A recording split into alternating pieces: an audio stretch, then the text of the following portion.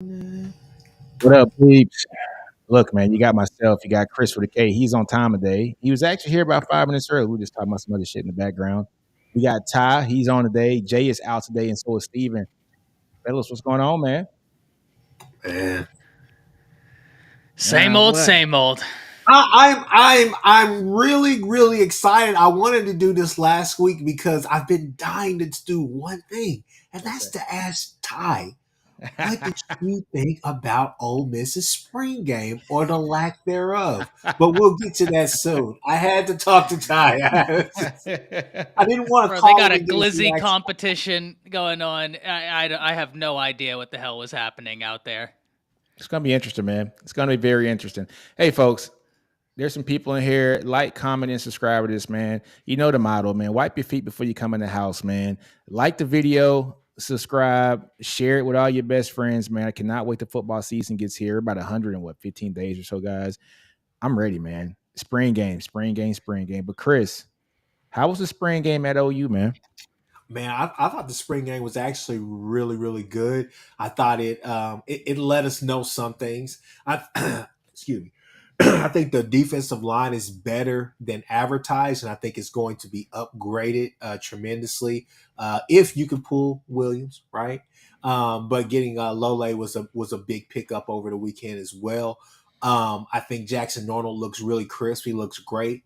Couldn't really get a good feel for everybody out there simply because offensive line does have some issues. Contrary to your belief, it does have some issues, not crazy issues. It's just a part of one, getting guys healthy, two, getting guys integrated into the system and playing for Beating Bow. But the biggest thing is, I mean, we got Hickman as well, so that's going to be a great addition at center as well for us going into the season if he can really get to it. But I would say skill position wise is probably the best that we've looked in a while. It's going to be a problem, Nick, and you already know, especially coming from last year, with the pass attack that you guys had with the guys that you guys had. But damn, you saw what Burks was able to do in that spring game, but you know what Burks is, what he's just advertised. But putting Nick Anderson out there, if Andrell Anthony can get back to form, he's already out there. No brace, no crutches, no none of that. Once Farouk heals from the fracture, you know what you're going to get from him. Gibson looks like he stepped it up. Petaway is going to see the field.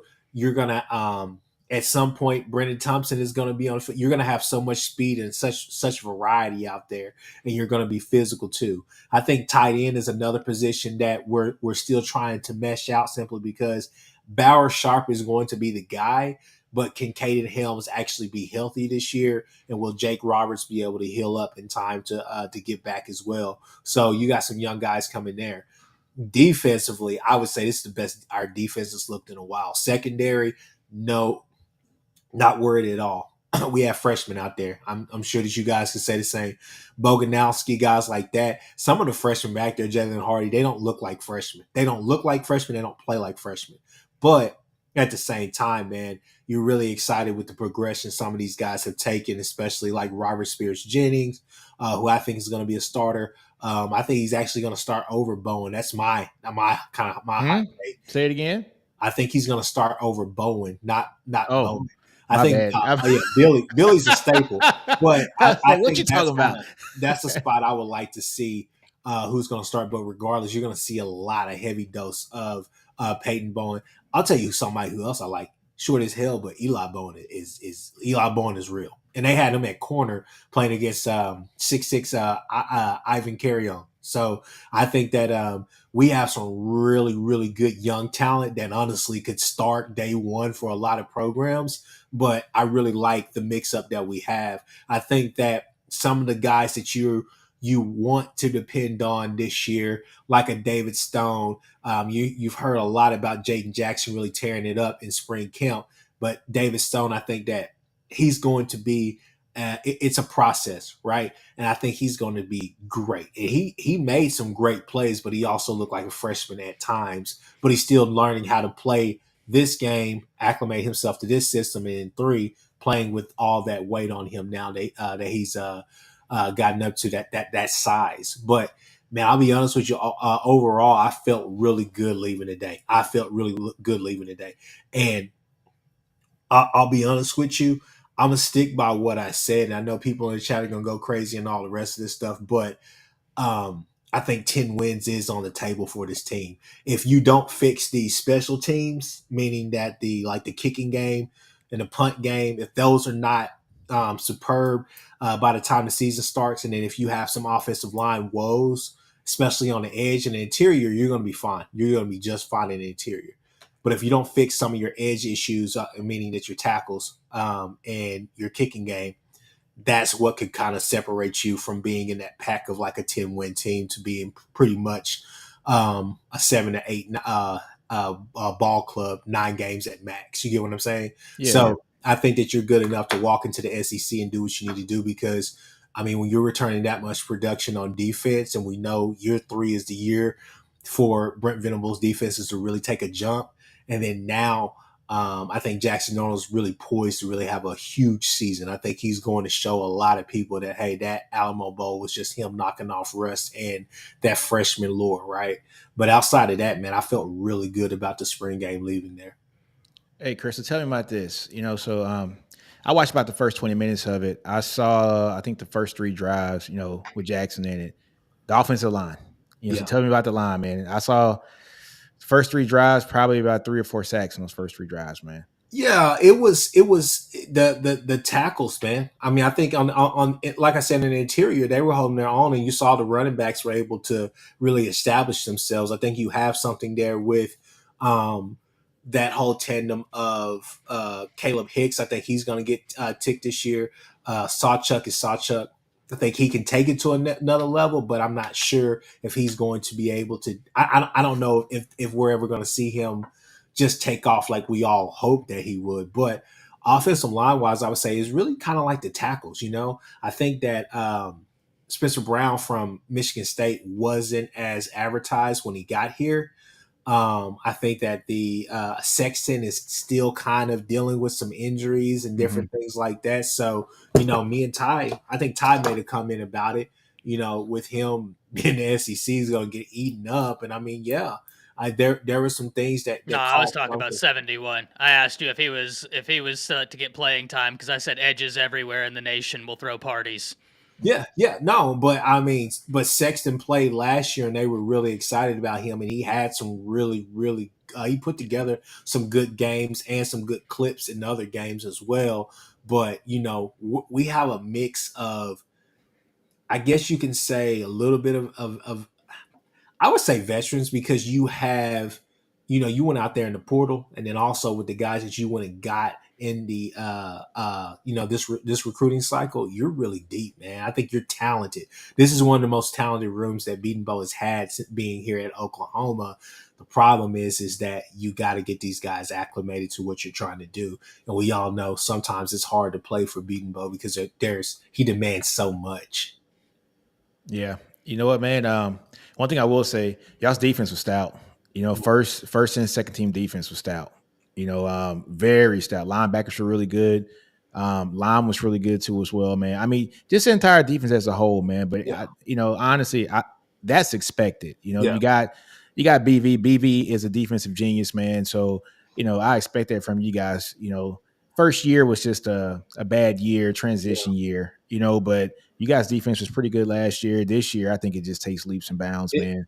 It was a refusal on the part of BV to actually try to change everything. So kind of like we got the man on here to say it himself, but he and Sark, you can't really blame them for inheriting the sins of the father, And I think a lot of OU fans, if you really look in the mirror, you're just saying that, hey, we overestimated the talent level that was here in the 2022 season.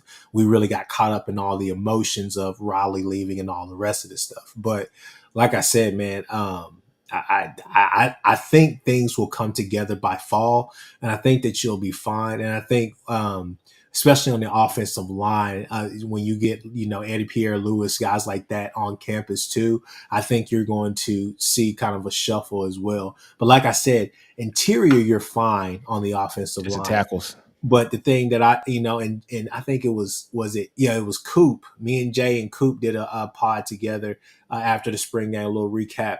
And like I told them, I said, hey, look, my biggest problem with the offensive line, this is me trying to be as blunt as possible, was simply this. Coming into these last couple of seasons, we've seen there are strong parts of this offensive line, but we haven't seen that full unit be good, be dominant since since Collar and Baker were here, and that's an issue.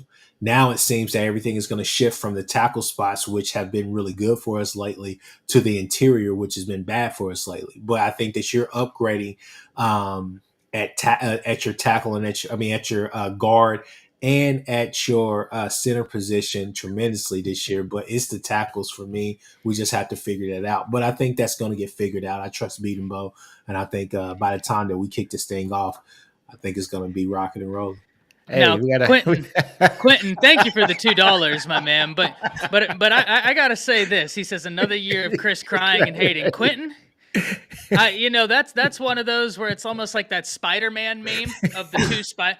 This man came over whenever Luke Metz committed, Nino, and was like, I'm going to bookmark all, because you know how I do. When a kid commits, I'm like, oh, this is a great win. Yeah. This man comes over and says, I'm going to bookmark all these for these happy Bama fans when y'all start losing. And I'm like, what kind of weird hating is that? Yeah. So, that $2 hating. That's that Spider-Man meme pointing, because that was some weird hating. That's funny. Hey, man, this so this comment here says Jackson Arnold versus Arch Manning. We'll go crazy 3 years from now. I don't see that happening. I'm gonna tell you why. Because I think in 2 years Arch starts, and I don't think he stays more than 1 year. I'm just gonna be honest with you. He was sensational. I honestly, if he plays the way that everybody thinks he's gonna play and the way that he played, I think Arch is gonna be a one and done in college. Now, maybe he stays for 2, just because he doesn't need the money. He comes from a pretty rich family, and maybe he wants to be a college kid for as long as possible. Peyton wanted to do it, right? Peyton stayed in for as long as possible. Eli stayed in 5 years, right? So that family's just wired just a little bit different. Like maybe he stays, but yeah, man, he looks sensational. But look, I won't talk about Texas now. I won't talk about Texas. I'll let Chris have his moment. Go ahead, Chris. Oh no! Look, I'm just saying, man, Nick. I think we're gonna be pretty damn good, and I trust Joe John and I trust Latrell as well. Watching a lot of film on Latrell's offense, some breakdowns and different things like that, man. I think people are gonna be surprised, and the use of the tight ends as well. And I think we have willing blockers this year, so I think you're gonna be in heavy personnel sometimes, or a lot of times, honestly. And like I keep telling people, watch out for that split bluff, split bluff zone. Split bluff zone, yeah. That play is going to be crazy because Jackson Arnold is athletic, and obviously if Hawkins were to get in the game, that's something that he would be right up his alley. But no, I mean, I think people are underestimating. In the comments to Texas fans right now, I think people are underestimating how talented this team is. If Jackson Arnold is given time with that receiving core, but that's the problem. It's the timepiece. The timepiece with those tackles. But I mean, hey, look, if it was a fifth, we all be drunk. But I'm just saying, which I think is going to be shored up. But I'm just saying, look, it's going to be hard to isolate and try to double team and do all this stuff. If you go over there and try to give Burks all this attention, and you got Gibson running down the field, you got Nick Anderson, you got Andrell Anthony, Farouk, guys like that. This isn't going to be just a 3-4 man show like it was with Levy sticking with his guys. This is going to be different. It's going to be hard to really pay attention to one guy. You're going to be on the island by yourself a whole bunch. And if you try to drop back and go in the sky stuff and go into zone, okay, that's cool, but you better make sure that linebacker or that safety that's coming up, or whoever's your spy on Arnold is going to be there, because if he can run, he can run. So I mean, he can run. That's one thing I will give him. He can run. Man, I mean, and plus, like I said, look, it's spring, man. It's spring ball. Like every team right now has a lot of stuff to every team get fixed, but. Man, I would say this may be the year. This may be the year that you see 2 things happen. First off, that we get excellent linebacker play. And I mean, not just from Stutzman. I mean, from the Lewis Carters of the world. You're going to see the son McCullough be over there. You're going to see Kip Lewis. Kobe McKenzie, those guys are ready to turn it up. But also, I think Cheetah is going to be is hellacious for people this year. I think it is because if you're going to leave Dolby over there, you're going to put him in a natural position because that's how he played coming out of NEO to JUCO in Oklahoma. Then also Peyton Bowen, he's going to be playing some of that too. And there's going to be times where you can have McCullough or you can have Samuel. Samuel Asigo is going to turn a lot of heads this year. So I'm really confident in this defense simply because a lot of younger guys got to sit back, get that seasoning, but some of them actually play, whether it was special teams or getting snaps, different things like that. But I think those young guys are coming and we gotten better. I mean, seeing guys like Harrington have to go to the portal, that was a big sign for me, letting me know a lot about some of the guys that have stepped up and really progressed, like BV and all of them wanted them to.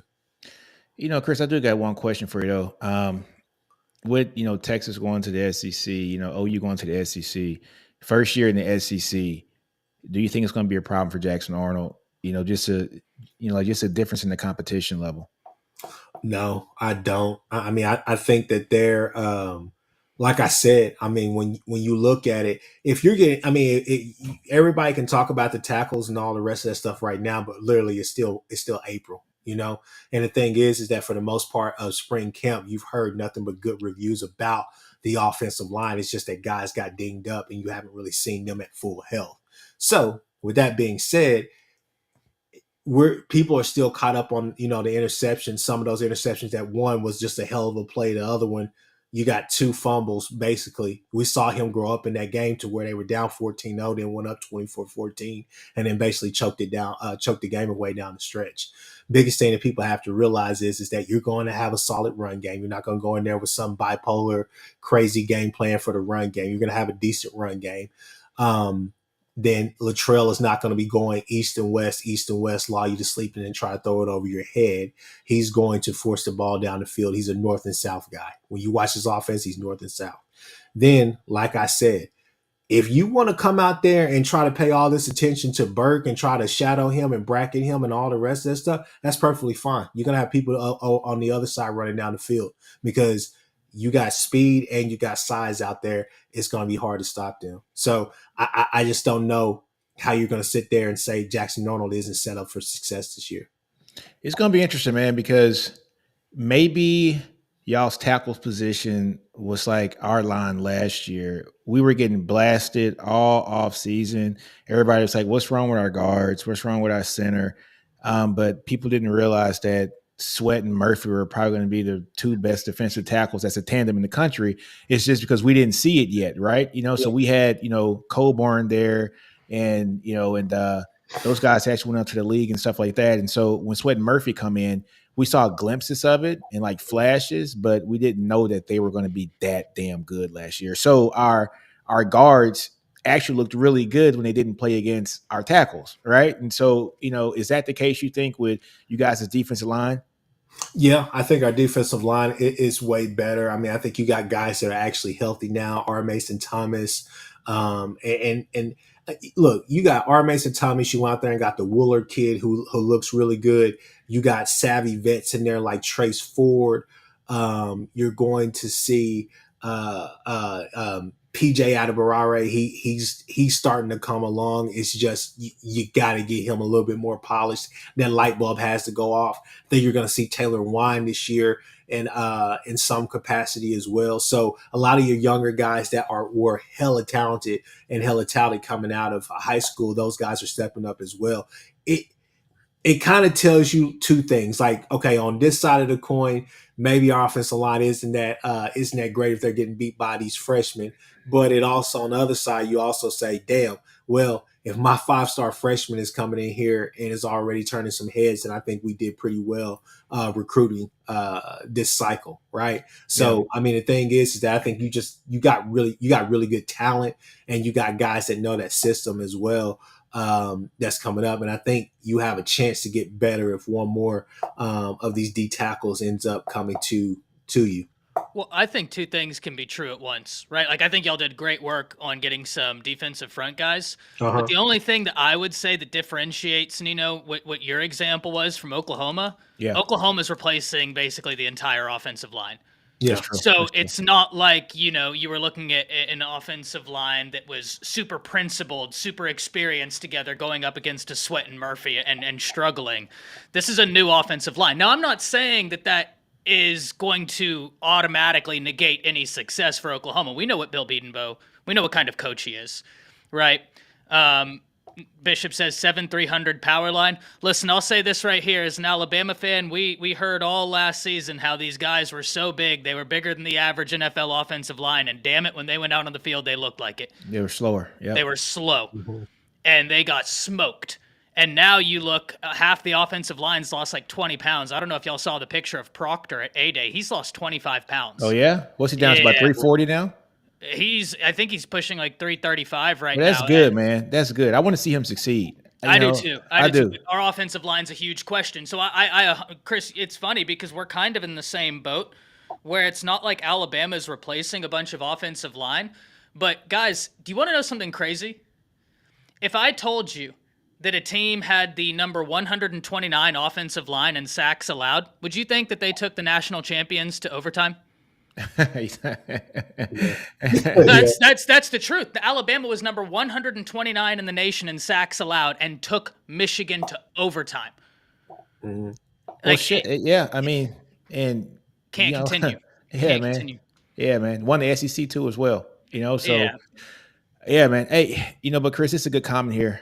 He said that what does he say? He says, what is you just got to prove yada yada, understand the hate. Texas gets all the hype. Okay, we get it. OU cannot be knocked for a strength of schedule this year. That is true. And one thing that, look, man, I want to bring this up.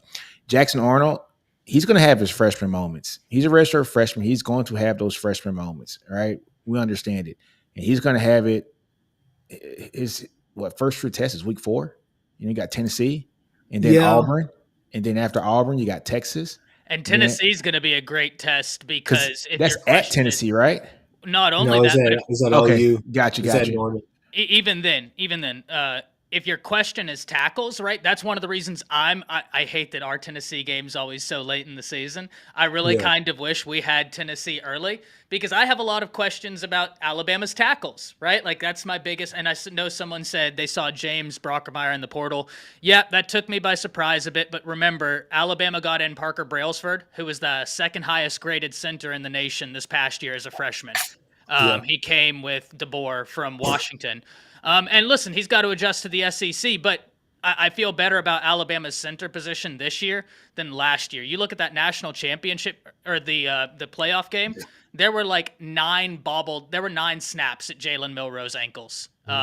So I feel better about the center this year, but the reason why I bring up Tennessee is because their pass rush on the exterior is really good. And so I love that y'all get them early because that's going to be a great building game for the rest of the season for your young offensive line. And you have Bedenbaugh. That's why it's like, okay, I can wonder what Oklahoma's offensive line is going to look like, but you have one of the 3 best offensive line coaches in the nation who gets it right all the time. Yeah, all the time. And so it's just a matter of when, not if, right? Like whether it's game 1, 2, because we know these things can take a few games to gel, even for experienced offensive lines. But Bedenbaugh's Bedenbaugh, man. Like, you just know he's going to get it right. But I would say this right here is that it's going to be an interesting game because Tennessee has similar issues that OU has as well. Obviously, you've seen the money they put out, Lance Hurd and all the rest of them for tackles themselves. And then one thing that I think is not going to be there this year for them, and I know that you guys are going to say the kid can run and this and that, but I'm not necessarily sure what's sitting behind him. I'm talking about Nico. I don't think you can run at people or try to run him like you would. Even Jackson Arnold. Yeah, that's the same thing you said about Jackson, though. Yeah, Jackson likes to run too. We got Casey Thompson. You know what I'm saying? You got Casey Thompson. I'm playing with you. Okay, we're gonna talk. Okay, that's where we going. We got Casey. That's where we going. But I'm saying they got similar issues, but I feel like the build Smitty, I believe in that whole hype and all the rest of that stuff. That's my point right here. Yeah. When I didn't bring up like Jackson Arnold in terms of like, oh, well, it's an analogous situation where you're wondering who's behind him. I brought up Jackson Arnold in terms of like, if I'm going to trust, if you're telling me, Ty, Nico and Jackson Arnold, they're both going to be mobile quarterbacks. Yeah. They're both going to take off. Which guy do you feel like is going to be able to, obviously knock on wood for both of these guys? I can't wait to see them both healthy. It's going to be a good game. Well, they're going to be superstars, man. Two superstar I would put more money on Jackson Arnold finishing a season healthy because that cat is built, man. Yeah.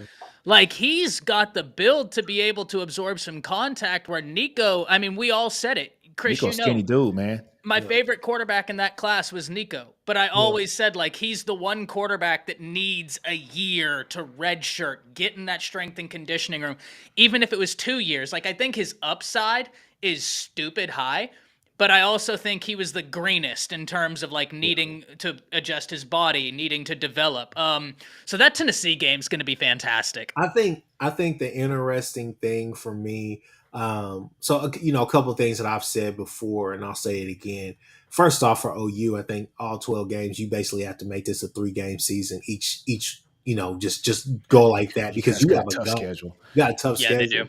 But second off, I think one thing that really gives me a lot of confidence with Latrell and Jackson is the fact that I think we're going to make that shift from, hey, we're going to run these 3 plays and we're going to run it down their throat. It doesn't matter if we're getting off the field in just 50 seconds or if we're taking 4 or 5 minutes in the game. And you saw Levy get better at that last year, but that was something that a lot of times just didn't make a lot of sense to OU fans out there, was the fact that you would have these really, really quick 3-and-outs. You would have 3-and-outs with 50 seconds, taking 50 seconds off the clock, and they're still, you know, it's a two possession game, but hell, you're giving them the ball back with good field position, all the rest of that stuff with 10 minutes left in the fourth quarter. You get what I'm saying? And so you're giving them time to at least try to make things interesting. Oh, but, sooner. I have y'all doing better than 8. Yeah, I got us doing better than that. But, and then the last thing I would say, like I said, I just think that I think Jackson's ready for the moment, and I think that teams are going to, on both sides of the ball, I think when you get to the SEC, that's the beauty of it. And Nick, you'll appreciate this comment too.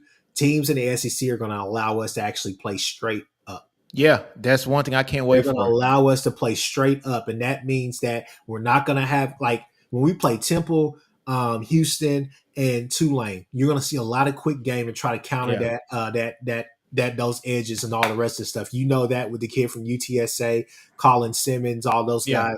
Vasic, everybody. So you already know that that's coming in the non-con play. But when you get to the SEC, when guys are feeling, it's going to be man on man. It's going to be talent versus talent. Man. So you can actually talent versus talent. I can't. Yes, you can actually get that. And so that goes back to my second point about the feel for the game. I think Latrell is going to have a better feel for the game to be able to say, okay, we can run tempo this time. We can do this on this possession.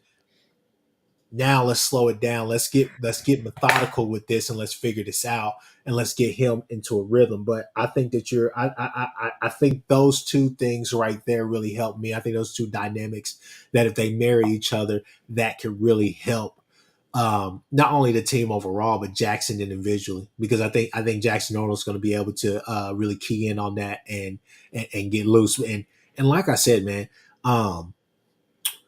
a lot of the plays last year that would have really separated us from a bunch of teams, a lot of the underthrows, that's not happening this year. Yeah, Arnold's got a cannon. Yeah, he's hitting those in stride. He's hitting those in stride. Man, it's going to be interesting. Y'all got a tough ass schedule, though. I mean, it's just man. Just luckily, I think they get a lot of. It's a tough schedule, but I think that Oklahoma has the benefit of getting a lot of those games at home. If I'm not mistaken. No, they don't. No. Auburn's at Auburn. Yeah, but they have Tennessee at home. You don't have to play in Neyland. That's a hellacious stadium. You don't have to play in Bryant-Denny. That's a hellacious stadium. No, but Ole Miss is at Ole Miss. Missouri at Missouri. LSU at LSU. You do have. I thought. They got it pretty tough, man. Okay. Are we really that worried about LSU this year? I have a hot take about LSU. Dude, okay, look here, guys. Let's go ahead and move on from OU, man. I mean, hey, look, like I said, hey, look. Y'all can call it Kool-Aid. Y'all can call it what y'all want. You're just telling the truth. You're telling what you're seeing. I agree with a lot of what you say, man. Like, I have I have some questions about Oklahoma, but I think Chris, Nick, y'all know me well enough to where like I when you hear a lot of people say, "Oh, I have questions," they're really meaning I have concerns. Yeah. But when I say I have questions, I don't mean I have concerns, right? Like I'll tell you if I have concerns. I don't have concerns for Oklahoma. I have questions, and I think that's natural whenever you're rebuilding an offensive line, but I like having questions that have answers. Y'all have an answer in Bill Bedenbaugh, so it's like, what's the conversation? Yeah, it's just I don't know. I guess it's just not seeing that line gelled yet. And look, I understand it's early, but usually with OU, you're just so used to seeing the line buttoned up pretty much all year round. That's the only thing. This would be my last comment about them. The last time I seen a line like this was, especially in the spring game, was when Jalen was the quarterback. Yeah, and I know those are two different styles. But you still have one common denominator. Bill Bedenbaugh was still there. Yeah, but you know, crazy thing about it, those are two different styles of quarterbacks, but are they? You know, like Jalen ran his ass off. Jackson can run. Two coaching styles. Honestly, okay. Like how you wanted to do it. Got you. But what I'm saying is that the common denominator was Bedenbaugh. Bedenbaugh got you there. You even went to a playoff. You weren't obviously, you know. I mean, well, but that LSU team was all time. Yeah, I mean, you know what happened. You weren't SEC ready at the time, but you got SEC teams weren't ready for that LSU team, man. They were all time. Yeah. But then also, you know, Jalen is a different animal in college too. I don't think, you know, he's probably one of the greatest leaders we've probably seen in this era of college football. Easy. You know what I'm saying? So, you know, those are high praises if you're going to put that on Jackson. But you know, so there's a reason why Jalen is the highest paid quarterback in the NFL right now, right? Yeah. And it's because he is that guy that has that those skills, right? But hey, man, I'm gonna talk about Texas for a little bit, just a little bit. You do, can I get into my hot take with LSU? Go ahead. I won't take 2 minutes. Oh no, man, take your time. Take your time. I think LSU, and I know this is probably going to come back to bite me. Go ahead. I already know what you're gonna say, Ty. I already know what you're gonna say. Go ahead. I think they're being overhyped right now. Like you lose Neighbors, you lose what is it, Thomas? Yeah, right? You lose Thomas. You lose a Heisman Trophy winner. You lose John Emery's out, and your defense was all-time bad. And I get it. You've made hires on the defensive staff that I think are going to be conducive to success. But gentlemen, are you going to be able to do a massive turnaround year one? I mean, listen, Oklahoma has Jackson Arnold, and while he might be a new quarterback, I love the offensive pieces around him, Chris. Like, yes, we might have a conversation about the offensive line. There's not a conversation to be had about the wide receivers at Oklahoma, nor the running backs. I mean, they are as good as you could want. And defensively, I do agree. I think y'all are going to be much, much better. Their defense, I still have principled concerns about. And I don't know that they're going to be, and I like Nuss. Like, both of you know that I like Nuss, but like, the SEC this year, Milrose back, Quinn's back, Beck is there. Like Brady Cook over at Missouri. Cook still cooking. You got some quarterbacks in this league now that can take advantage of your defensive deficiencies, and I think they have them. So I think they'll be good, but I keep seeing people being like, oh, it's Georgia and then either Texas or LSU, and I'm like, look here, man. I've never been the biggest Nussmeier fan. I know you are, Ty. I like him. Him. You know, I'm not saying I don't like him. It's just I don't know, man. It's I've seen him play, and he's coming to games and he's looked good. I just got to see it for a full season. You know, I don't know. You know, fair enough on that, but you know, I think he'd be a good quarterback. It's just it's going to be hard to kind of follow up. You know, a guy who just won a Heisman. And I don't know that he's transcendent. I think he's going to be good, but like, are you going to be Daniels? I don't think so. Hell no. And right? Daniels carried that team in his back with no defense. Yeah. You know what I'm saying? I mean, so that ought to tell you something, man. He was no kidding the best player in college football last year.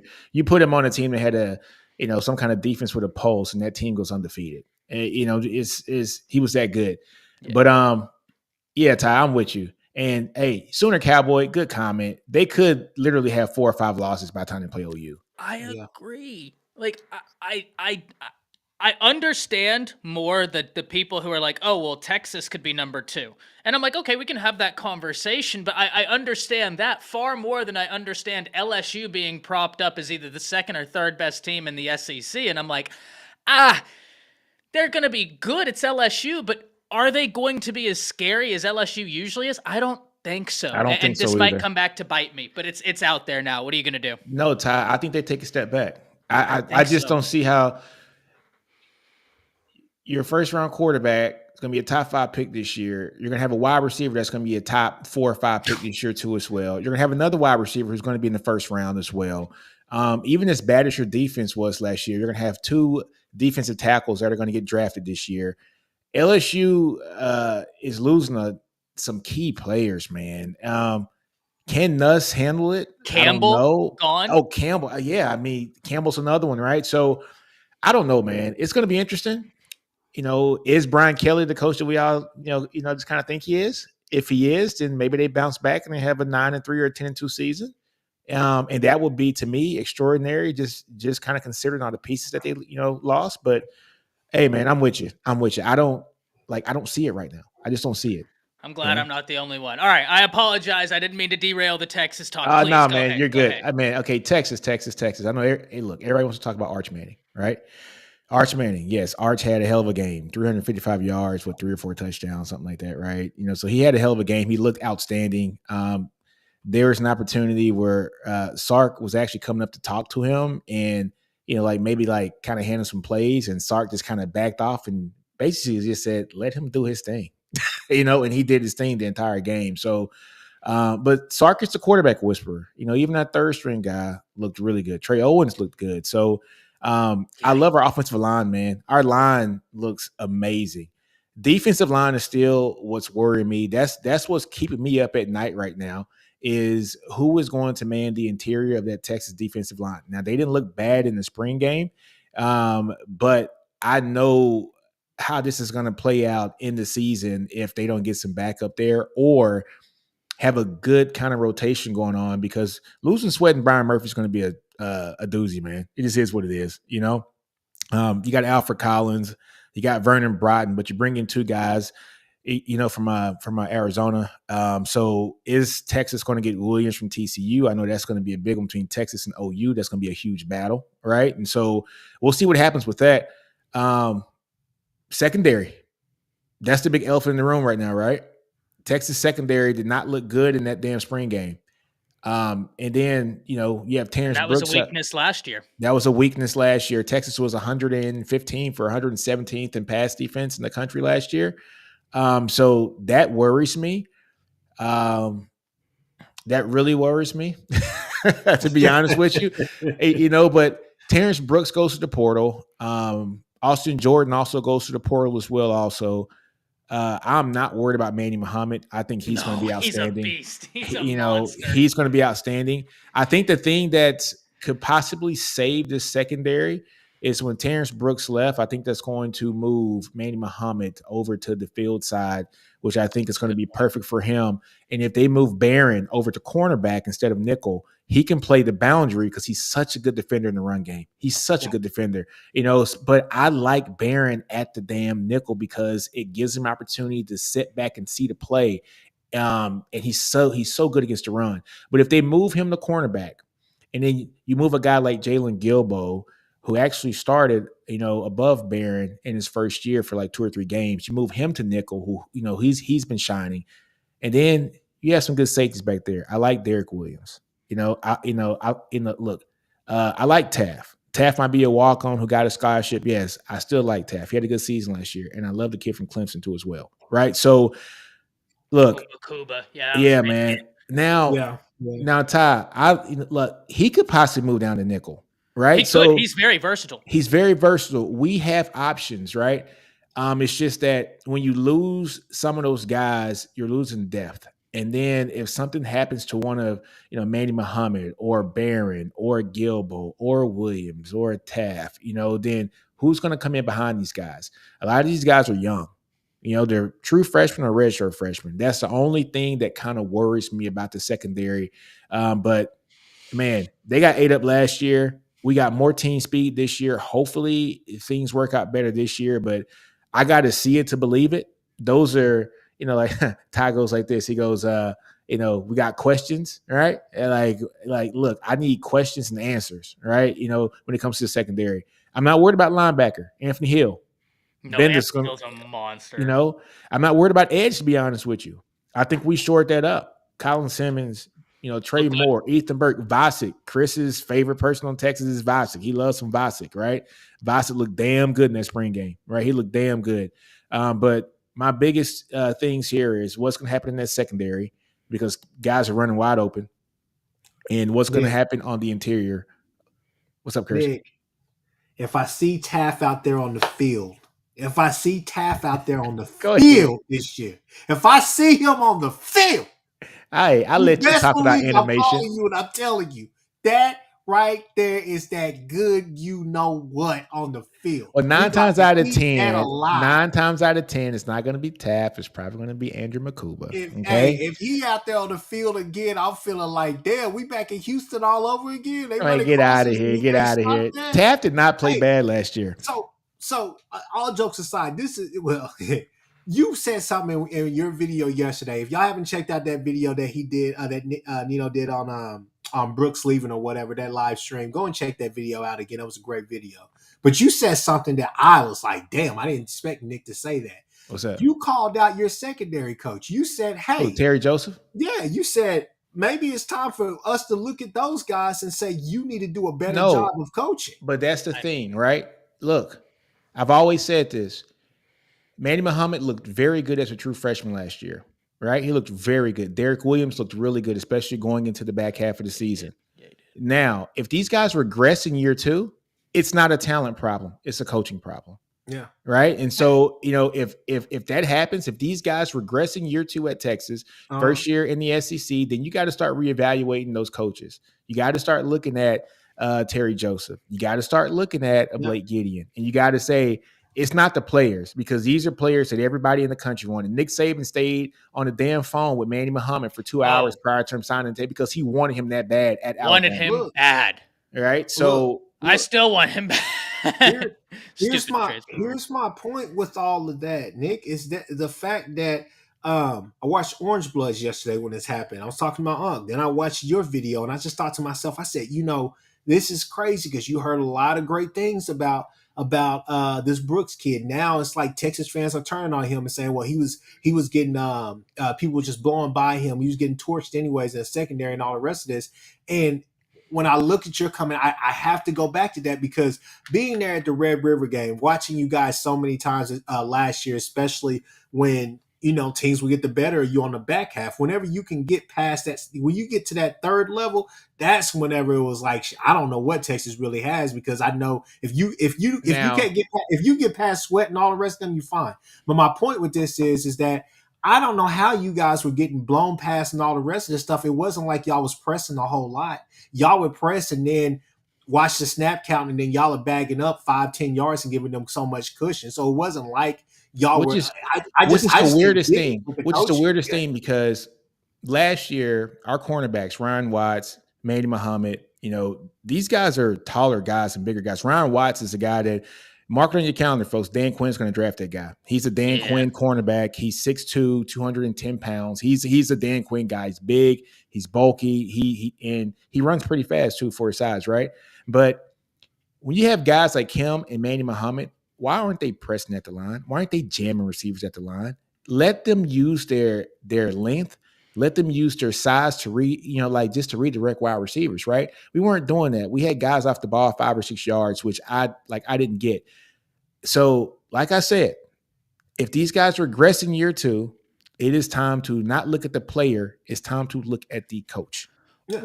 And that was my point. Go ahead, Ty.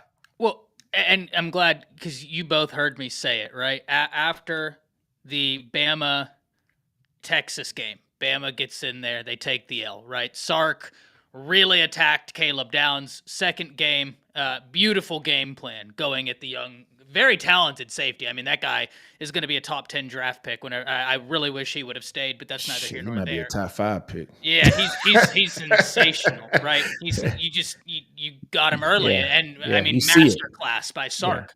But Nick, Chris, y'all will remember because Steven made the comment of like, oh, well, we left a lot of meat on the bones, and I was like, you know what, that's fair.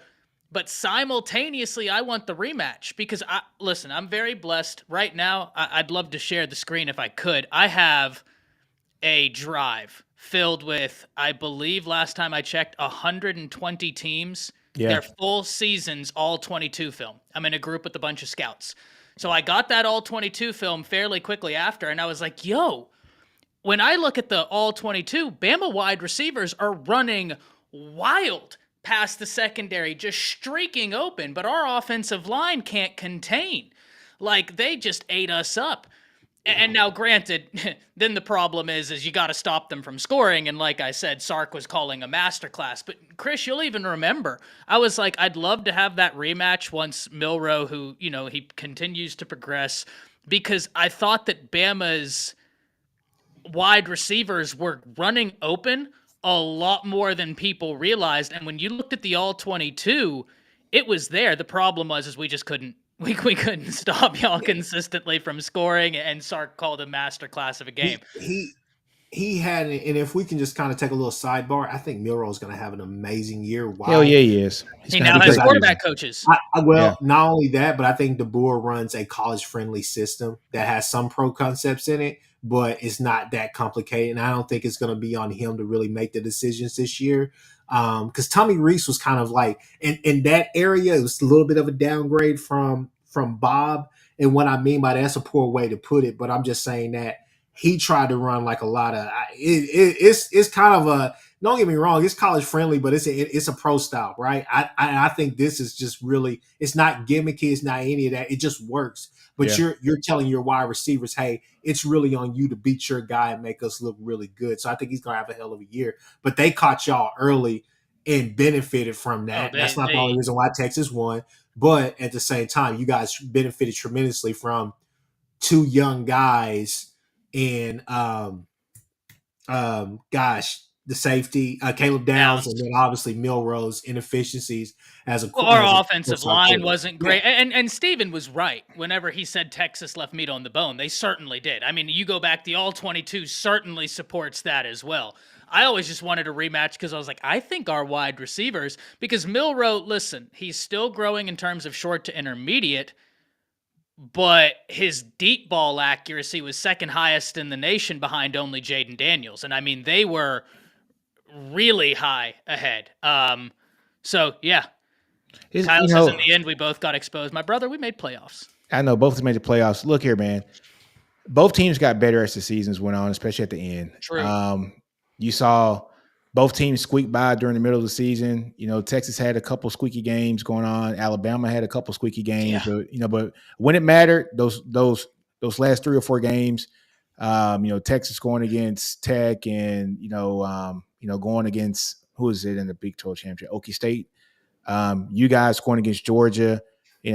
Both teams took both the teams that actually played for the championship to the last play of the game. So both teams got better as the year went on. Both teams, right? So, yeah, that would have been a really good, matchup.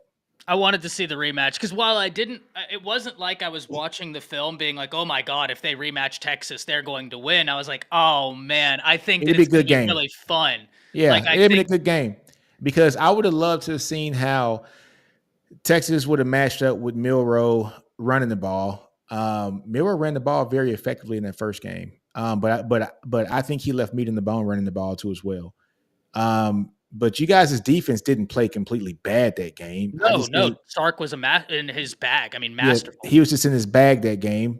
But he was drawing it up pretty much all summer probably. And Saban was drawing up his defenses and everything all summer too as well. So it was a chess match on both ends. And, of course, Texas won by 10 points, but the game was a lot closer than 10 points. There were points taken off the board.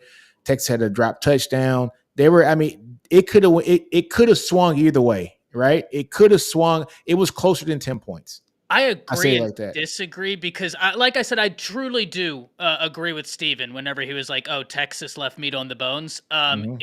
I think that like the 10 point was pretty much well indicative, man. Like Texas Yeah, had a great game plan.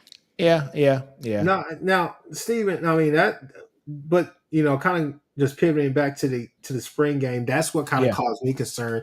Like, people in here waiting for me to rip to rip Arch Manning. I'm not going to rip him. I mean, he's a second string quarterback. But anyways, like I'm saying though, Get out of here. Go ahead. I think what that you just saying, caused Chris? me concern because I'm like, look, y'all still have the same secondary. Y'all still have the same secondary issues, and if you're going to bring in a bunch of guys, you better do that now. I think you guys got talent on the field. You guys have a lot of length, and that's one of the things I like Which about.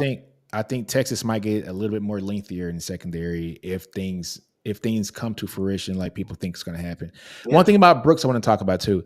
I just heard something today that Brooks came in the camp like 12 pounds more than what he was last year. He's like 205 pounds, 207 pounds or something this year, which is, if you want your guy to be leaner and faster, putting on 12 extra pounds is not the key, right? And I don't think the coaching staff was happy about that either as well. And so, rumor is, it wasn't one of those I'm hitting the portal and we're mad about it, if that makes sense. I mean, and that's great. I mean, that's cool. I mean, there's a lot of things you could say there, but I think at the end of the day, when I listen to you and I listen to some of the other Texas fans that I do respect, I think that kind of spoke volumes to me. They're like, hey, what the hell is going on here? Because regardless of all of that, these issues or whatever, at least he's on your bench. At least he's depth. Now you guys got to go replace him. And I think it is something to say. I mean, look, offensively, I think you guys are going to be just okay. I think Sark is a I think great we're going to be better this offensive year offensively. I don't know, man. I'm gonna be honest with you, Ty. Please, you're my friend. Go ahead. Say it, Chris. I think Texas is going to be better this year. Overrated. I think Bun is over. I wasn't a big fan. I get it, but I wasn't a big fan of the pickup. I like Nye Black more because I think he's going to be better than Sanders, to be honest with you, because he's going to be more of a pass threat. But I don't know, man. I don't know. If you guys are going to be dependent on Moore to be one of your guys, not really. I don't love that. And then Cook, I've heard kind of. Why not? You guys wanted more. I don't want to hear that. You guys got. They got Wingo and Wingo. Come on. Hey, a different regime. But you were just talking about Brendan Thompson maybe doing something for you guys this year. He couldn't make it here. You know what I'm saying? He couldn't make it at Texas. I'm just saying, man. And better opportunity. Let's just be honest. Better opportunity now. But I'm just telling you, like, you guys wanted Jonte Cook too. Y'all are replacing a lot this year, and that's something that I'm just like, look, you can say y'all gonna be better, but replacing we're replacing Murphy, hold on. Mitchell. Go ahead. What's the other wide receiver's name? Who? Mitchell? No, I said Mitchell. Worthy? Yeah, Worthy. Like, hey, you guys are look. That's a lot of production that you guys lost. Y'all ain't gonna be able to just make up for that overnight. I didn't. Well, look here. I don't think Bond is overrated. I don't think so either. But I will say I think AD Mitchell's better. Yes. Like I don't think that's much of a conversation. Like Bond, I'm hoping to see him develop more in terms of like what he can do because Sark and y'all's wide receiver coach, really solid coaches over there. Yeah. And while I like Wiggins, there's a crazy stat that Wiggins has like 13 wins as the wide receiver coach at Bama, and almost all of them transferred out. Like the guy can recruit, but it wasn't clicking, right? And he's got great coaches there. But Bond, I don't think is overrated, man. He's very, very talented, and especially in Sark's offense, look here, man. You just need speed and guys who can catch the damn ball. And I think he can do that. Jonte Cook is a guy that I think people are going to understand and know his name by game 4 or 5. He's going to be one of those guys we know his name now, but it's just why are these mixed reviews coming out about him? I mean, but it's spring. It's the same reason those mixed reviews are coming out about your tackles. At least our guys are catching balls for touchdowns. You know what I'm saying? So, look, it's still spring, like you say, it's still, but at least I'm willing to realize that our secondary needs work. right? You heard me So, say that our tackles need work. You heard me say offensive but line I needs think work. our offense is going to be better this year. I think just for the simple fact that you have our offensive line, 4 starters are returning from an offensive line that gelled really good last year. We saw, even when Jonathan Brooks went down last year, we thought this offense, especially the running game, was going to go to crap. Yeah. No, sir, it did not. Jaden Blue came in and did his thing. You couple that with CJ Baxter in his second year, healthier, stronger, right? And then you couple that with the 2 guys behind it. Well, the 3 guys, Trey Wisner, Christian Clark, and Jared Gibson. But I think you got a 3-headed monster right there at the running back position with Jaden Blue, CJ Baxter, and Trey Wisner. What? I don't believe that. I think it's really just going to be Blue and Baxter. But my question is, are we going to see that whole crazy dynamic? You know what I'm talking about between As far as Baxter and Blue. Like, are we going to actually see a lot of Blue as well? I think Blue yes. harder, to be no, honest. well, he actually started the spring game. Yeah. And so, yes, I think you're going to see a great dynamic. You saw when Brooks went down last year, Sark used both of them. Sark is usually a guy that likes to stick with 1 guy running back and 3 wide receivers. When Brooks got hurt last year, he switched it up. He played Blue a lot. He played Baxter. He rotated them, and those guys were fresh. And I think we saw the best out of both of them. Jaden Blue was one of those kind of forgotten guys because he didn't play his senior year of ball, right? So he was a top back in the country as a junior. Didn't play his last year of high school, so people kind of forgot about him. Texas stuck with him, and we're seeing that he was one of the fastest guys in the team last year, and he's already up to 205 pounds. He's going to be slithering, and he catches the ball really well. I am ready to see, because I have some questions about him. I definitely want to see a work of his work of art during the for a full season. I want to see. I think it's going to be great, especially if they rotate those guys, which I think Sark is going to do. Yeah. And if they play some 21 personnel, man, with the 2 running backs and 1 tight end, that's going to be dangerous because both those guys can catch the ball. But yeah.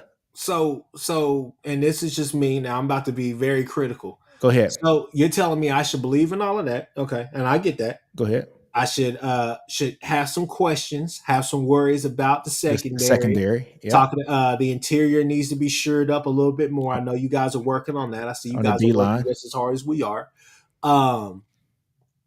But to me, I think the biggest question mark that I haven't heard anything about, and nobody's talking about, what the hell's going on with Mullet Boy down there? What's up with Quinn Ewers or Quintavious or whatever y'all want to call him today? Because I don't know. His deep ball has got to be better this year. Like, you've had AJ Milwee and Steve Sarkisian for 3 years now. Yeah, your deep ball has to be better. Got to get better. Your footwork has got to be consistent. When his footwork is consistent, magic.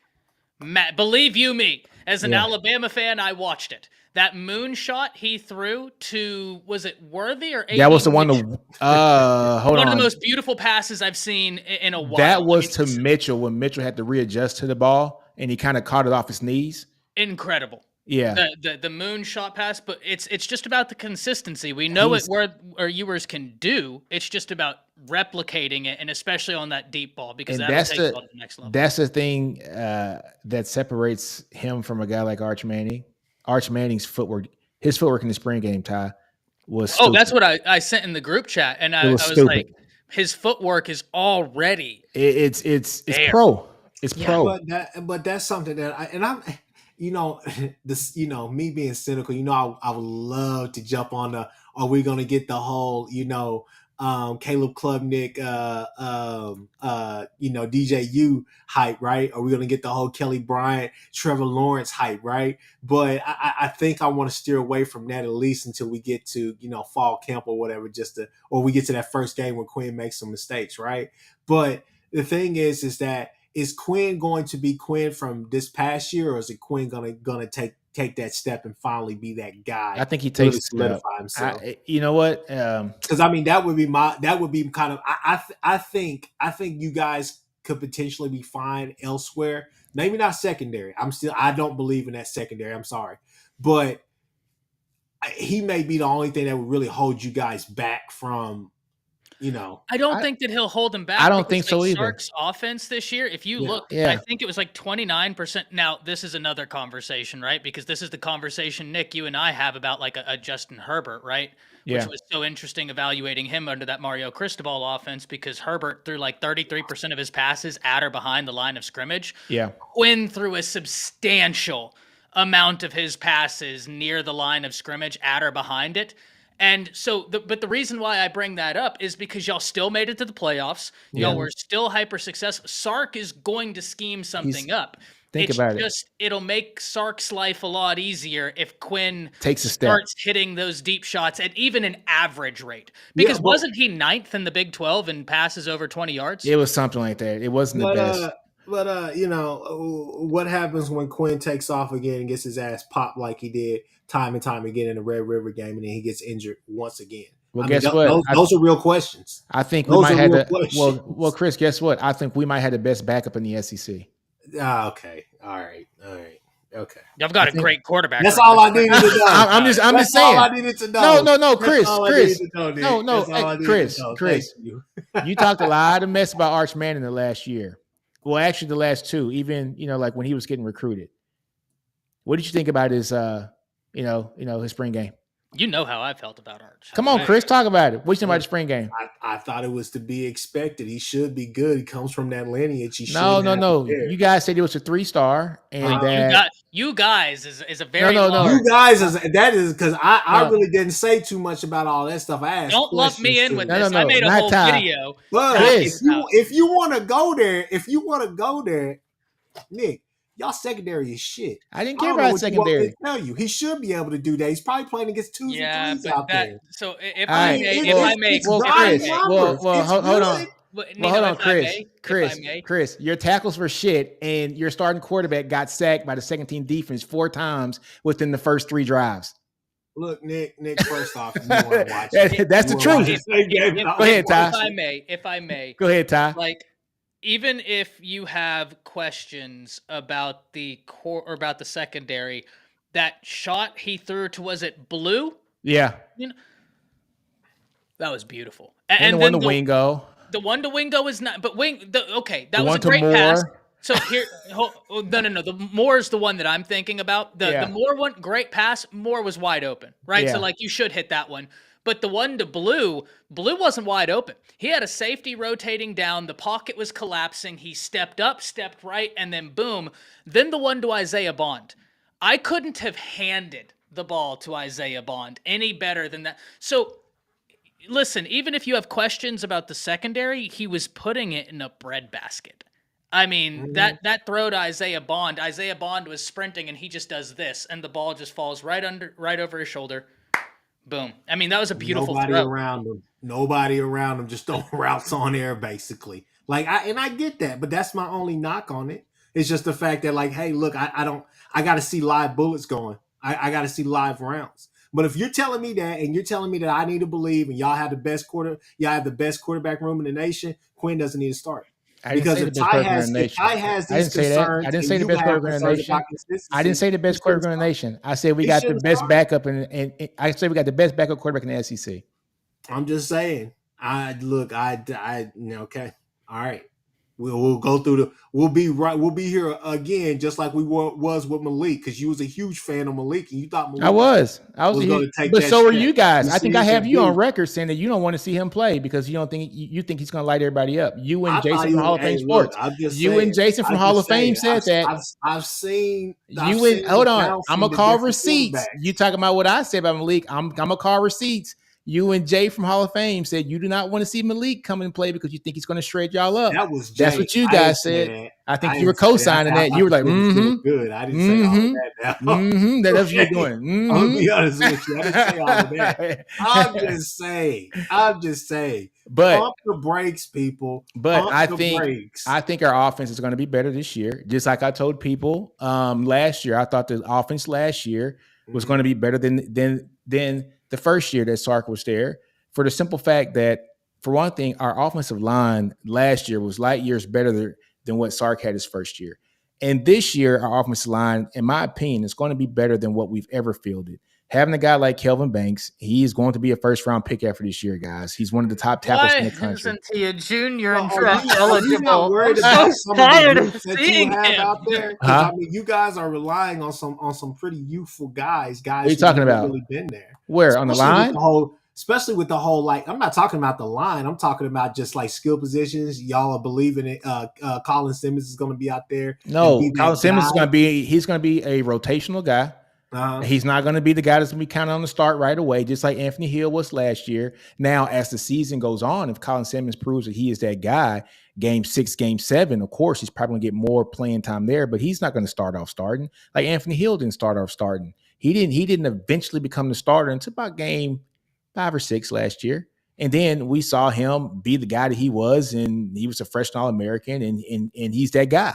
I'm glad Right? I heard it from you, but I'm just saying, man, it's a I lot gotta of say, production, a lot of different things, but everybody is sitting on your lap, no Diddy. So well, I'll go ahead and let y'all have I've been that. grinding the all 22, right? And I was just curious about What's because that? I've always said like I referred to yeah, I know Michigan had like an unbelievable interior duo on their defensive line.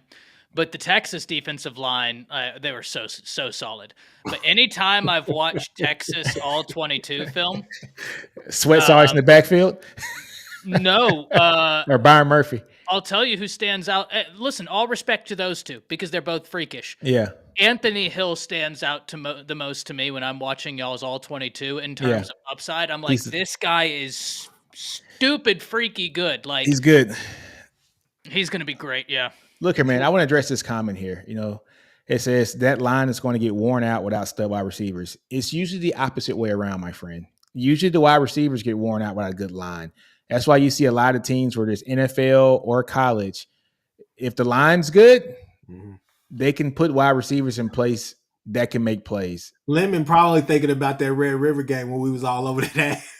We was all No, over and that's the that. crazy thing. Y'all handled that interior so well. I mean, it was teach tape with how y'all handled those two interior. It was really, really impressive to watch. I actually just went back and rewatched that game 2 nights ago on the all 22, and I was like, man, the Oklahoma offensive line. And that's to kind of full circle it. That's exactly why I might have a question about like, oh, Oklahoma has to replace all these pieces. Granted, Branson Hickman, huge portal pickup, especially because y'all had Everett get hurt. That guy's really, really good. Very highly graded, top 5 or top 10. Graded in terms of, I think he's top 5 in terms of. But hey, look, for Fabecci, the kid, the transfer, that's gonna be our one of our guards from North Texas. Yeah, guy, he's gonna be the truth. I hope, but I will say this: I went to UNT and they were.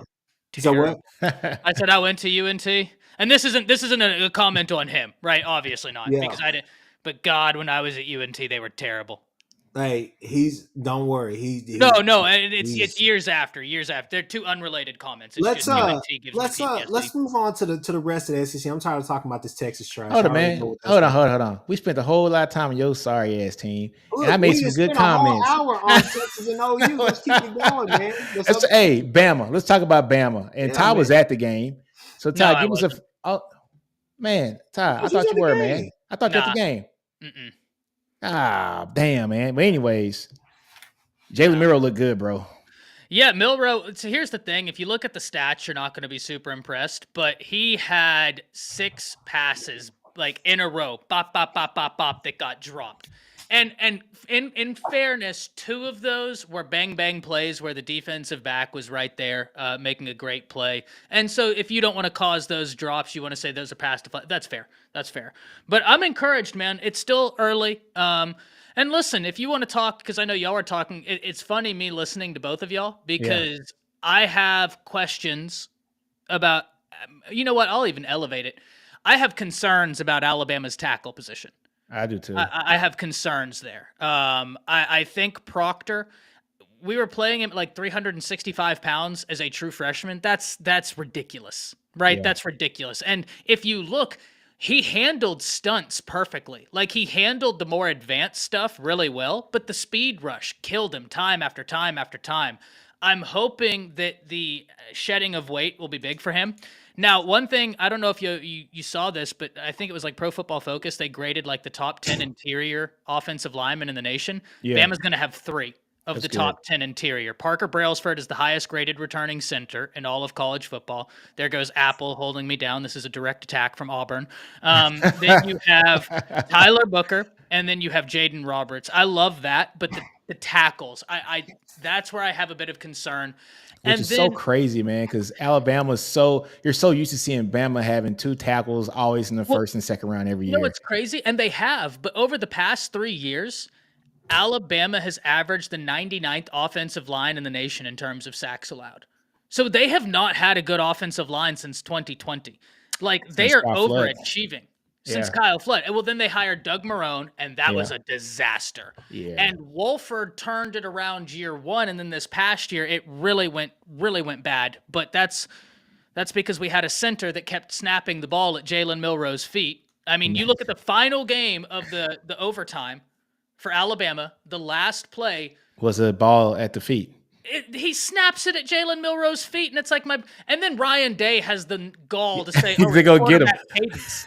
No. Did you hear what he said? He's like, "Oh, well, we haven't seen any snap issues. It's quarterback cadence." And I'm like, it doesn't matter who's back there. You got to get the ball from point A to point B. What does quarterback cadence have to do with snapping a damn ball? You could put a net back there. The ball has to get to the net. It doesn't matter. Like, that's the dumbest thing I've ever heard. Neither here nor there. The other area, I'm not concerned, but I have questions.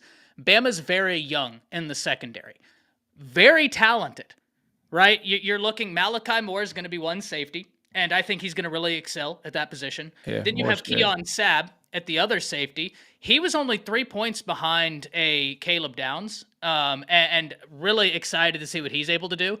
But gentlemen, outside of that, I mean, you're looking at some really young players. And you granted Nick Saban's parting gift, as I've dubbed it, to Alabama was 3 5-star cornerbacks: Zabian Brown, Zay Mincy, and Jalen Mbakwe.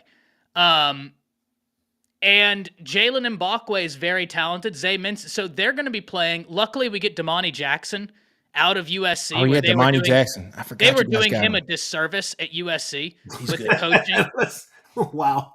Like, it's terrible. It's terrible. I mean, he was getting coached up by terrible defensive back coaches, right? Like, let's call it what it is. He looked really good in the spring game. We've been there. Yeah, We've you been know there. what that is, right? You know exactly what that is, Chris. So, but guys, remember, he was the number 5 player in the nation. He ran a 10.25 ball, man. in high school. That kid can fly. So Damani is the only cornerback right now you look at and you're like, okay, you have experience. The other is you have 3 5-stars that just came in, but they're freshmen. Yeah. So I'm interested in the secondary. In terms of linebacker, I think Bama's really solid at linebacker right now. I think they're going to have a top 10 duo in Jahad Campbell, Deontay Lawson. They both return. Lemon says, no, I love the new staff, Lemon. I think Kalen DeBoer was a great hire. He has overachieved everywhere he's been. If you look, he's 7-0 against Dan Lanning, Steve Sarkisian, and Lincoln Riley. And yeah, he's had some great pieces, but I would argue the other coaches have had, maybe not USC, but like Dan Lanning at Oregon had more talent just around the field than did Washington. I think Michael this is the Penix, most. Yeah, this is the most talent that Calen's going to have pretty much his Ever. entire career. and ever. he's like 104. He's 123 and like 14 in terms of overall. So really excited about this new staff. Though you are right, I was stressed out. So yeah, linebacker is exciting. There's a player I told you both about a long time ago. Came from Germany, right? Came from Germany. Justin Okoronkwo. Nino, you're going to like this. We ran a play. It was a jet. I know OU fans are going to get PTSD. The play is not bad, ladies and gentlemen. It was the usage of it. A jet sweep is not a bad play when it's called correctly, right? It's not a bad play. But they put Kendrick Law on a jet sweep, and Nino, you can attest to this. That kid's freaky athletic. Lost my hometown, Shreveport, baby. Freaky athletic. Justin Okoronkwo hawked him down at 225 pounds. He runs like a 4.45 40 Oh, yeah, from yeah, I saw Germany. it. For number 41. Nick Saban said last year if he would have played in the United States, that was his first game in the United States, but Saban went on record being like he'd be a 5-star if he was Easy. over here. But he's green. He's going to need time.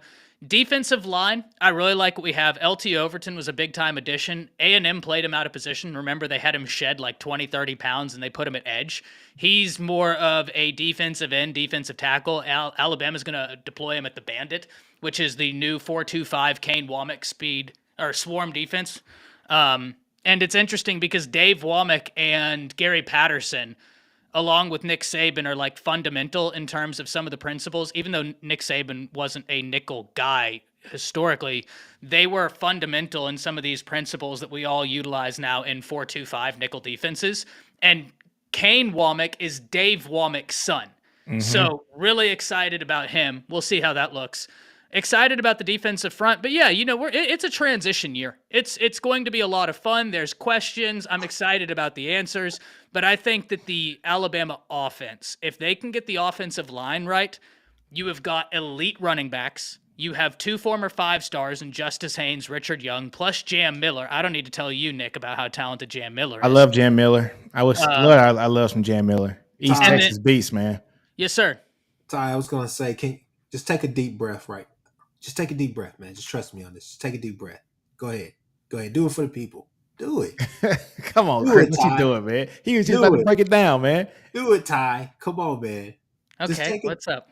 Take a deep breath, man. Because what I want you to do is just soak up that fresh offense that's coming. That fresh, just a bunch of fresh air coming up, bunch of fresh life coming to that offense. No longer do you have to sit there and say, well, this quarterback is just so dang smart because everything is on him.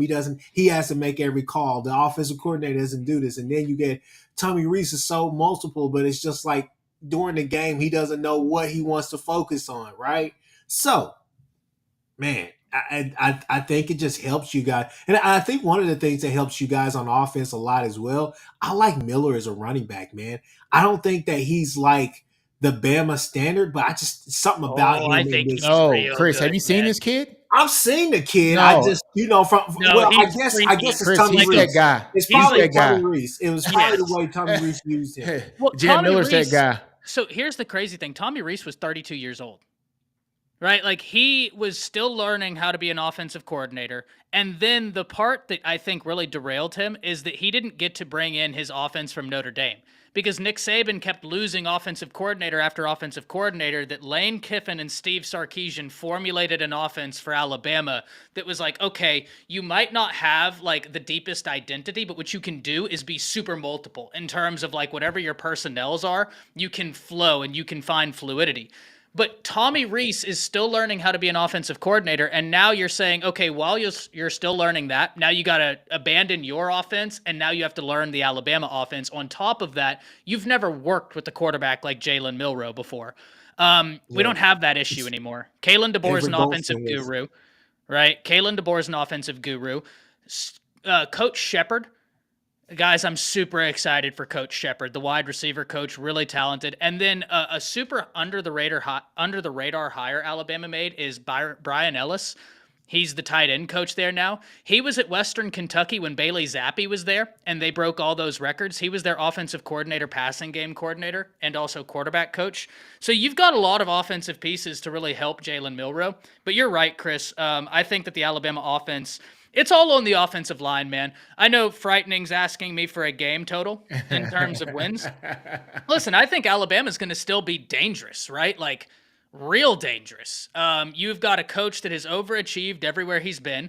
You have Jalen Milroe, who is the highest returning quarterback in terms of Heisman votes, and now he finally has a quarterback coach, which Alabama has not had since Sark and A.J. Milwee were here, not at least a quarterback coach that you believe in. And when I look at the wide receivers, Jeremy Bernard is going to be really, really good. He was someone Washington thought would be wide receiver 1 this past year, or this next year. Mm-hmm. Super sad Jalen Hale sustained that injury because he was in for a big year. Hold on, he got hurt? He got hurt. He got a pretty serious injury. Yeah. Oh, man. I hate it for him because, man, Hale's a baller, man. He was in for a big year. Now, the only thing big kid, too, man. Yeah, Fast kid, big here's kid. the thing. Bama got the number 1 tight end in the nation, depending on where you looked, right? Last season in recruiting, Caleb Odom, 6'5", 215 pounds, runs a 4 something, like a 4.5 flat, and this was in high school. Yeah. They've transitioned him to wide receiver, and it's already a really deep wide receiver room, and he's out there making plays. That's So good. he's going to be tough to guard. But yeah, I think Alabama, in terms of do they beat OU? I don't know. So here's the thing, frightening. I don't know what everything's going to look like because Alabama's still getting guys back healthy. They're still getting guys from the portal. Our spring game wasn't the greatest measuring stick because we only had 10 offensive linemen active. And then Jaheim Otis wasn't to go. Jahad Campbell wasn't to go. I like so Otis. I like Otis a love lot. Otis. And Tim Keenan really took a step up. Yeah. And that leads with the loss of Saban. Hey, Ty, What's up? this question right here. I gotta answer this, man. You know, from Stubby. He said Milroe reminds him so much of Vince Young. When Milroe came out of high school, okay, Vince was a different animal coming out of high school. He was one of the top rated guys coming out of high school ever, right? But I always said Milroe had something special about him. He was special, right? He was just a special kid. His season this past year reminds me so much of Vince's third year. Is scary. It's Texas won a couple games because of Vince's third year, right? But the team carried them. They went on to only lose one game for the season, right? And then they go to the Rose Bowl and they beat Michigan that year, right? Milroe doesn't have the best season to actually start off. And, you know, is he the guy? Is he not the guy? Do you need to move him to wide receiver or do you move him to running back? You know, could he be more special and, you know, like in the backfield and not throwing the ball? He overcomes all those obstacles. He becomes one of the best quarterbacks in the nation by like week 12, week 13. You have the Auburn Miracle. Everything goes good. Man, I think this year, Milroe is going to be hell on wheels. And him and Kalen is going to be a marriage made in heaven. And that Alabama offense is going to be freaky good. Kalen hasn't had a guy that can run the ball like Milroe. Nope. And he said something to him. I don't know if you caught this, Nino, and it's something that I think you're really going to love.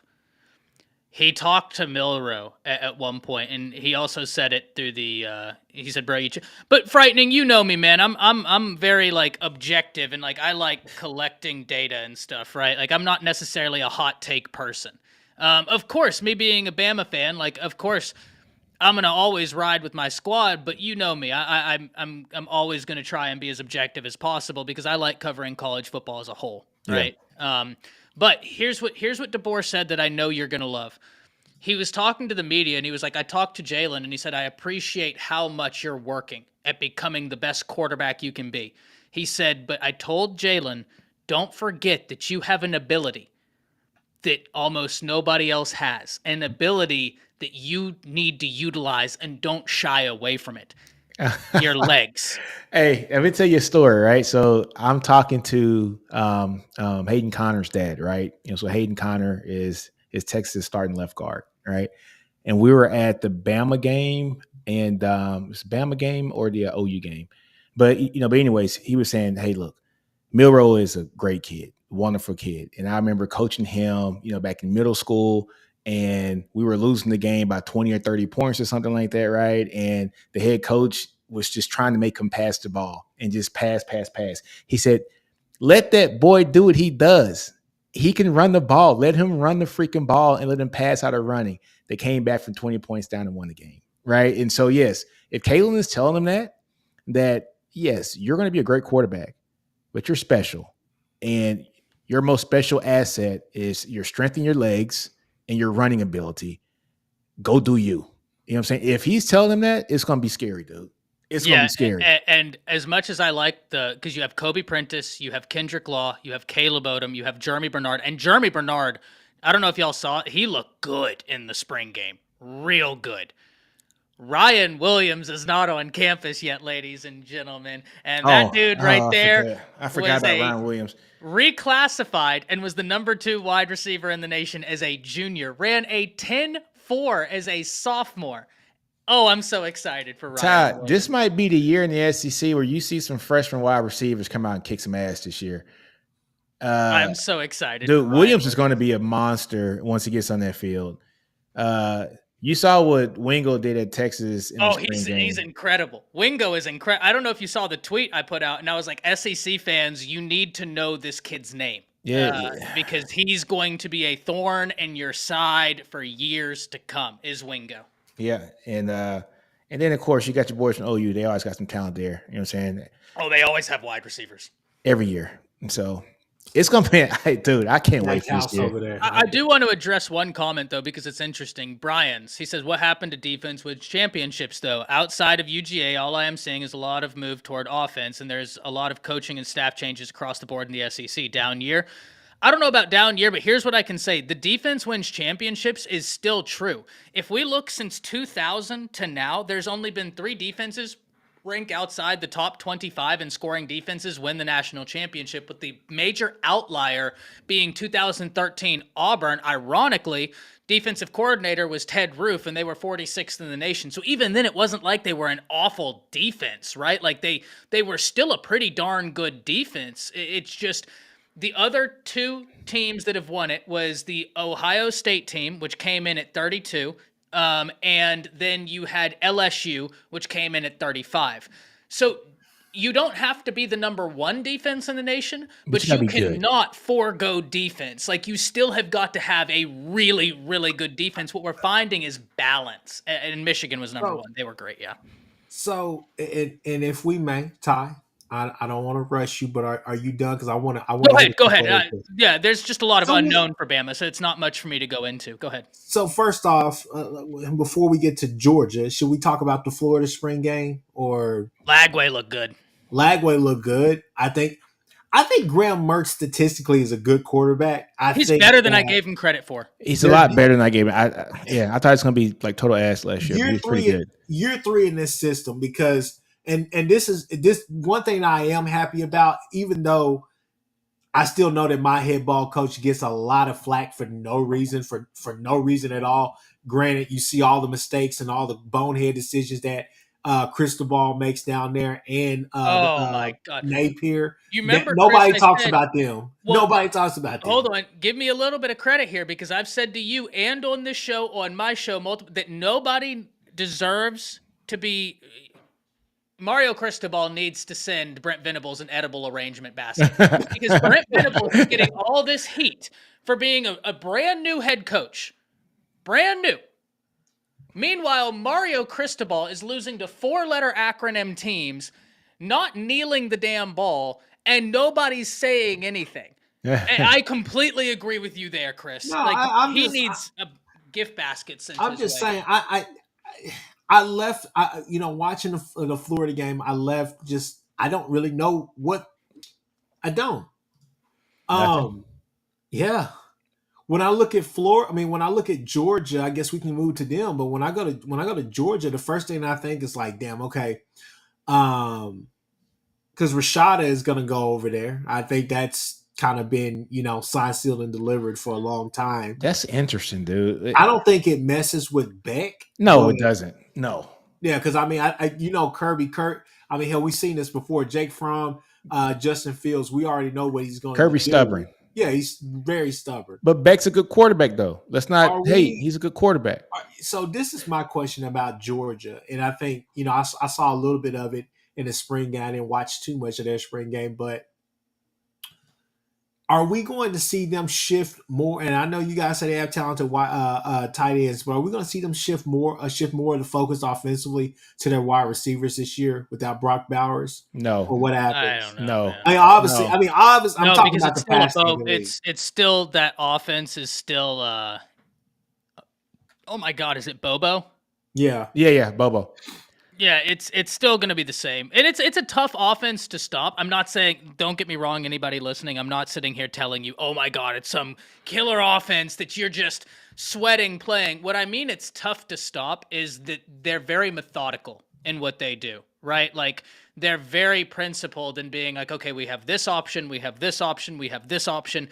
It's a little bit, boring's a strong word, but I think y'all know what I mean when I say boring, right? It's almost like a factory. Like, it's just like, if it's not here, it's very methodical, whereas like Sark is super explosive. I'm interested in seeing what Luttrell is doing, but he's very explosive. DeBoer's very explosive. theirs is almost like a factory where it's just like everything just keeps on moving. It's not the most scary offense, but like, But look, people It's good. don't choose just because Brock Bowers is gone. Please don't sleep on Oscar Delp. oh, he's incredible. Yeah. I mean, he might not be Brock, but Oscar Delp is one of those guys who next year you might be talking as the best tight end in college football next year. He's that damn good, y'all. He's Yeah. really good. You know, to be honest with you, I think the Georgia offense opened up a lot more when Brock was out because they didn't had have to. They had yeah. to. No, but They had but to. that's what I'm getting at. Is that it's Oscar Delp's gonna get a lot of touches this year. Yeah. It's gonna get a lot of touches this year, but that offense might be more deadly this year because you don't have nobody just a single point on. You know what I'm saying? Like, you know, it's gonna be interesting. And the reason why I mention the wide receivers is simply because they have so much damn speed out there all the time. all It's the just, time. dudes, man, Kirby is loaded But up. it's on Beck to really take them to another level. And Ty,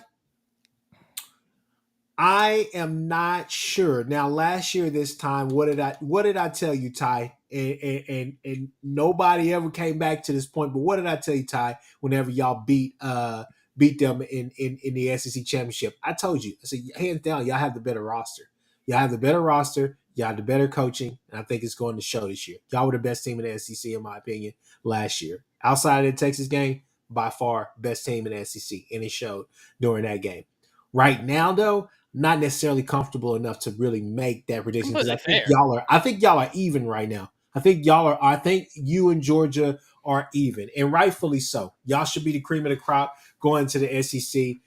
That was a hell of a game that was played last year, but I'm not comfortable enough to say that yet. Still want to see some things get ironed out on your side. Defensively, y'all are replacing some guys, but I mean, y'all not. We could say we just reloading. Yeah, but like we got to replace some dudes, right? Yeah. No doubt about it. Like luckily we get Sab, and I'm not saying that replaces Caleb Downs, but it certainly softens the blow because he's got real high upside. Yeah, so we'll see. My only thing with Georgia is Georgia's play calling towards the end of the season was so suspect. It was just some of the play calls they were doing. It's like, what the hell are you doing, man? You know what I'm saying?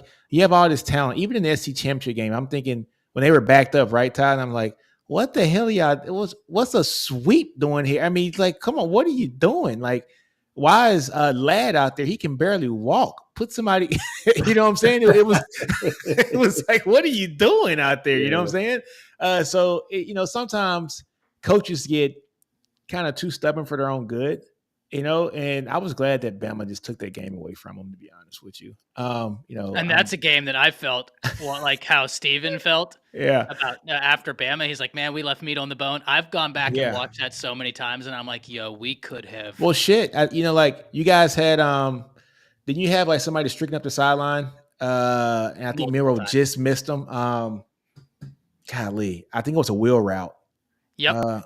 Golly. And they dropped. Well, not only that, they dropped. Not like, oh, you should have had it. I mean, the ball hit like them in your hands. Yeah. 5 interceptions. Yeah. 5. Yeah. So that game could have went. That game could have went out of play real quick. But yeah, man, I think Georgia's still gonna be Georgia. What's their schedule look like first off before I start making something? Let me see what Georgia's schedule is gonna look like. I don't think their schedule's that tough either this coming up year. Oh, hold on. They got Clemson, first game. Mm-hmm. Third game's Kentucky. Fourth game's Alabama. I think they got some bums that 7th game. Yeah, Bama draws Georgia real quick. And I'm excited about that. Y'all know how I feel about getting those. Hey, man. Georgia got a schedule this year. They got a pretty decent schedule, man. They got some bums on that. I think that 7th game of the season. That's what I want to say. Whatever, man. They got a schedule this year, man. Hey, yeah, you're right. They got Clemson. They got Kentucky. That's in game 3. You got Alabama in game 4. You got Auburn. Hold on, man. Mississippi State. You said Kentucky. Shut up, man. Come on, man. Stop playing. Every year we believe that. I'm just saying. Game 3, Kentucky, where Kentucky's not beat up because they don't have the depth that everybody else has in the SEC. And they Can be a can't very- overlook Kentucky because they have Bama next week in Bryant-Denny. It can be a very interesting game with Kentucky being at full strength. That's all I'm saying. That's all I'm saying. It's going to be a very interesting game. But you got that. Then so after Bama, you got Auburn, which is in Georgia. Then you got Mississippi State. They should beat those two teams. Yeah. Then you got Texas going to Texas. Then you got off week, then going to Florida, and then you got Ole Miss at Ole Miss. Then you got Tennessee at home. Neutral site. Yeah. Oh yeah, I'm sorry, Jacksonville. I'm sorry. Yeah, and then so you got Ole Miss at Oxford. Then you got Tennessee back at Athens, and then you Thank got God. UMass, and then Georgia Tech. So, hey, Clemson is the first game of the season. It's not going to be easy. Having Kentucky, it's a third game, and fourth game Bama, and then 7-game Texas, then Ole Miss as the 9th game, 10th game Tennessee. They got a pretty decent schedule, man. It's the first time in a while that they've had a pretty decent schedule. It's the toughest schedule they've had in a minute. Yep. I'll tell you a team to, and they're on our schedule, but to kind of look out for. I would say Missouri. Missouri has a chance to be better than what they were last year, but they also have a chance to be Tennessee of this past season. Which I think they're going to be the last. You're going to be the latter. Bottle. Yeah, Look here, you're a lightning bottle team simply because watching their spring game, still explosive offensively. I think Theo Weiss is a great. He's paired greatly with Burden up there, but the problem is, man, I don't like their offensive line at all, man. I saw if that was a real game, I think Cook would have been on a stretcher going out because he was getting touched an awful lot. But then again, it looked like they put him with it almost looked like they put him with the twos. I don't know if that was the ones or not. Yeah. But the offensively, man, they got some guys. Defensively, it still looks like they're trying to figure some things out. So I mean, it's early in spring, so we'll see there. But they didn't show me anything. And I'm just like, oh my God, like Missouri's going to take over the world. They have all the, if you're betting on them, that's a high risk, high reward because they have all the spellings of being a lightning in the bottle team. Exactly. So who's going to be the starting running back now that Schrader's gone? Because that's going to be hard to replace 1,800 yards rushing. Throw the bag at Dylan Edwards. For real? No, you know what though, Ty? You remember, like group text, we were talking about Dylan Edwards, and I said, look, he's 170 pounds. I don't know if he fits the Colorado system because they don't have an offensive line, right? Yeah, very fair. But you're right though. If he goes to Missouri's pretty stout in the line. They play an offense that's wide open. He's going to get a lot of good damn receptions, man, because those wide receivers are going to stretch people across the field like crazy. And he can just doop. He can just, oh my God. Now that might be something. That'd be sick. That might be something. Oh yeah, I like that idea, to be honest with you. I didn't even think about Missouri for him. That'd be sick, awesome. yeah. I like K-State an awful lot. Oh, I do too. I do too. I like K-State would make all the sense in the world. Kleiman is a great coach. He's a good coach, but oh man, with Texas and OU leaving the Big 12, man, like it's going to be a fun league. It'd be funny if he goes to Utah. Just for the simple fact of like Utah, and I don't mean like it'd be the greatest fit. I just mean it'd be funny because if you're asking me what team is poised to take over the Big 12, it's Utah. I like Utah, and it's just funny because they come in the same year as Colorado, and it'd kind of just be like the thorn in the side. Dude, I love, but I don't think it's the bet. I don't think it's the best fit. No, but look, I like that Missouri pick. That's a nice pick. That's a nice pick. He's just so undersized, man. What is he, 165 pounds, 170 pounds?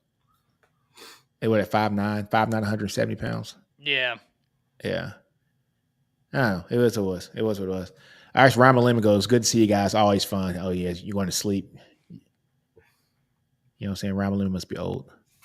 I'm old. Hey, man.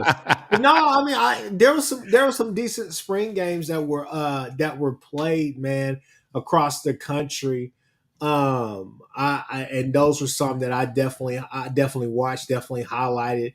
I think going back to the Florida piece, Yeah. They just don't wow me. They don't awe me. They don't give me like, oh my gosh, I got a lot of belief in this team. To me, I think at best they could be like a 7, and then they have a Brother, tough. if they make a bowl game, they need to build a statue of Billy Napier outside that stadium. And call it Sunbet Billy. I forgot about that because I was just gonna say they didn't really do anything that wows me, but I feel like they're gonna be a hard out for some teams. I feel like they're gonna cause trouble to the point where you may have to separate from them in the second half. That's I just don't know, man. Yeah. But fellas, man, look, it's been about an hour and 40 minutes. And I'm tired. And the playoffs on too, man. The playoffs on. I just saw that the Heat beat the Celtics, man. They tied the did? series up. Yeah, What man. the My dad just hell, texted me. man? He's like, hey, man, I the Heat can't just beat the fool with Celtics. Celtics. What's man. up with the Celtics? I got to go watch this Pelicans game. Yeah, I'm gonna go watch that too, bro. But hey, man, hey, everybody, like, comment, subscribe, man. Next week, same time, same bat channel. We're gonna be talking about something else, man. Probably some transfer portal stuff. But hey, man, like, comment, subscribe, and go follow everybody's channel that's on here. We out. Deuces and horns always.